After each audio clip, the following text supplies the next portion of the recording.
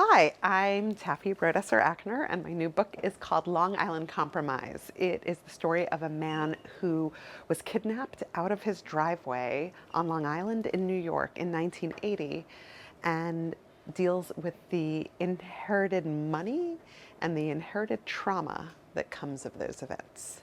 I'm here at Waterstones, Piccadilly, and I'd like to tell you about 3 novels that inspired my new novel, Long Island Compromise. Here we have The Great Gatsby by F. Scott Fitzgerald. This was a book that nearly every American has to read in 8th grade, or gets to read in 8th grade. And it actually takes place in the exact same section of Long Island. This is where F. Scott Fitzgerald lived when he wrote it. His house is still there. And like my book, The Great Gatsby is about the gaze at the wealthy from the perspective of people with real problems. I have always loved this book. Another inspiration for Long Island Compromise was, here it is, American Pastoral by Philip Roth. It is the story of the counterculture in the 1960s and how it came in the 70s and then 80s to visit a peaceful town in New Jersey.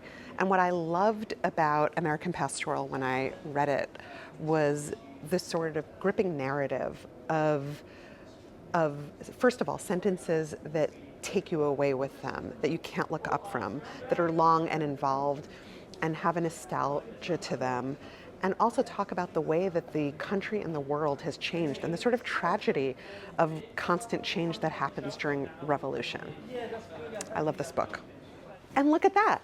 Here I have found the 3rd inspiration for Long Island Compromise, which is Jonathan Franzen's The Corrections, a book that I read when it came out in 2001 and could not put down the minute I opened it up. Still to this day, if I open up any part of it, I have to compulsively read it until the end. There are many reasons to love The Corrections, but one of the reasons it's an inspiration for Long Island Compromise is because it solved a problem I had about the narrative of the 3 children involved in the story and whether or not I had to cut up the action or allow it to continue. And I feel that Jonathan Franzen bravely paved the way for me to write just long sections about my characters. And this book, I'm actually afraid to open it right now because I'm worried that I might have to stay here all day at Waterstones Piccadilly and finish it.